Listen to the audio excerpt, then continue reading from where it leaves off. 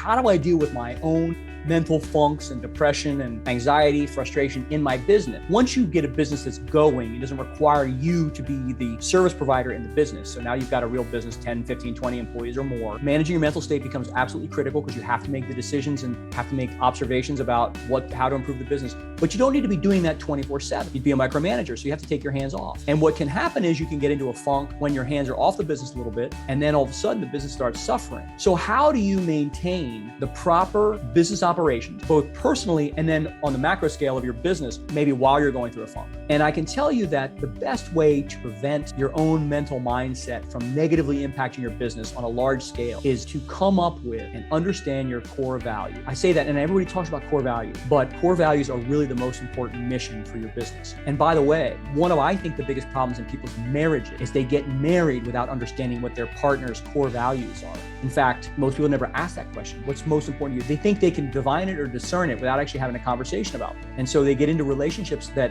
they don't really understand what the core values are. I've seen many relationships have problems because the wife and the husband have radically different ideas about how ambitious they are, or what level of comfort they want to have, or where they want their kids to go to school, or what lessons or what religion they want their kids to be. Like, we're afraid to talk about those things, or we're uncomfortable or just unwilling or ignorant to talk about those things before we get into relationships with people. And then we wait for those issues to come out over time, and we discover, this is what happened in my marriage. My faith was a serious part of my core values, and my ex-wife didn't like religion at all. And I never really thought about it until you're 10 years in, and you're like, wait, this is a very different situation, and we're having really serious problems based on core value, a difference in core values. And so the same thing applies in business and the relationships in your business. Hire people around your core values. So what does that mean? My wife and I both, our most important is to put our clients first. That's our core value. And ideally would hire people who want to put the client's interests above their own and above the business. Now, does that mean we don't charge? No, of course we charge for our services. But when it comes down to whether the client's going to suffer or we're going to suffer, we'll always choose that we're going to suffer, or we'll make the hard call on behalf of the client. The second core value we have is service to the team. So when it comes down to something that's going to be good for me or good for the team, every time. And I drill this in my manager's heads so that when I'm in a funk, the manager doesn't need to come to ask me, hey, I want to transfer so-and-so from this department into my department. The question I'm going to ask is, what's the plan to not have that person's job get missed? Hire a replacement first. Or if they need to go right now, go right now. We'll all suffer a little bit. Depends on what the need of the business is, right? The need of the team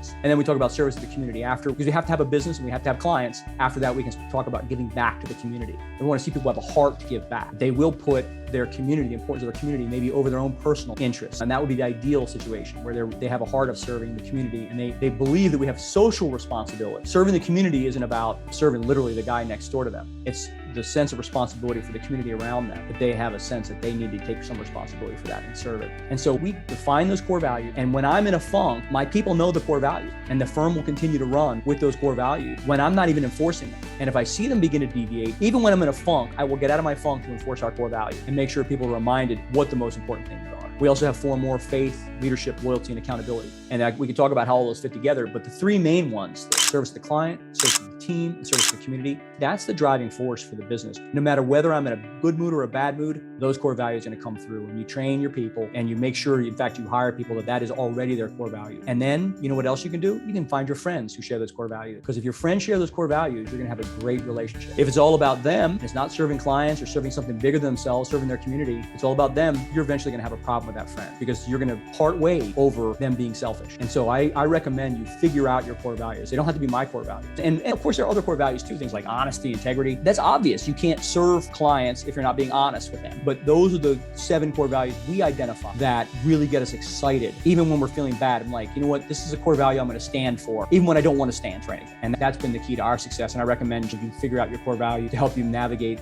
the times of depression, or the funks that I call them, to keep your business going. People sometimes ask us, how do we hire for our core value? When we have interviews, we ask questions. Give me an example where you went above and beyond for customer service. Or we ask them, what's your most important core value? Most people haven't watched our videos, so they don't even know what our core values are. You as a human being, what does your life stand for? They say things like serving other people. Ding, ding, ding, you win. Winner chicken dinner. They say serving other people. Now, maybe they saw our video, so we had to test a little bit. Well, give me an example where you serve somebody else. Give me an example in your work life. Give me an example in your personal life. And you can see it on the resume. If they're doing volunteer work, they're giving back to the community. What do you do on your Saturday mornings? What do you like to do for fun? You can ask all those kinds of questions, and we look for those values walking out in their life. What was the toughest situation you ever had to deal with? That flips it around. When you see somebody who maybe put their own personal needs over a client or someone else, or at work, they had a difficult situation where the boss screwed over a client. client. They'll never come out and say, oh, my boss screwed over a client. If they said that, I wouldn't hire them either because they've got potentially an attitude problem. But they may say something like, I felt really sorry for this client, we couldn't help. That would be a big thing. That would be a big plus in hiring around our core values. You can usually tell people have accountability too. Loyalty is another core value. They've been at a place for more than a couple of years each. But if they're jumping every 6 months, they don't have any loyalty. And I say loyalty to our principles, not loyalty to us as people, because we're flawed. All of us are flawed. But be loyal to the principles of your life, and that's gonna serve you well. We look for our core values in everyone we hire, with the understanding though that most young people may not have fully developed their core values, or they may not have an understanding of their core values. You can see hints and trends, but by the time someone is really in their middle age, or they're establishing their career in the mid-30s, they should know what their life's values are. They should know what their core values are. Maybe they don't articulate them that way, but they should be able to say, when I say, what does your life stand for? They should be able to articulate that. What do you want on your tombstone? That's a morbid thought. What do you want on your tombstone, right? What do you want to be remembered for? What lesson do you want to teach your kids? What's the most important lesson you can teach your kid? I've talked about the Bible in the past. If you really look at the substance of the Bible, we have to love God with all of our heart. We have to love our neighbors. We love ourselves. And that walks its way out in serving others. We're called to serve others. It's the highest calling of anyone is to serve others. In fact, the Bible actually says, greater love has no man than to lay down his life for his friends. And that's the ultimate act of service biblically. And so we want to look for those things in people to see. They should be pretty apparent by the time they're in their 30s. Should be showing up in their 20s. And they can even show up in college or in their schoolwork, what they're doing, the kinds of things they choose to do.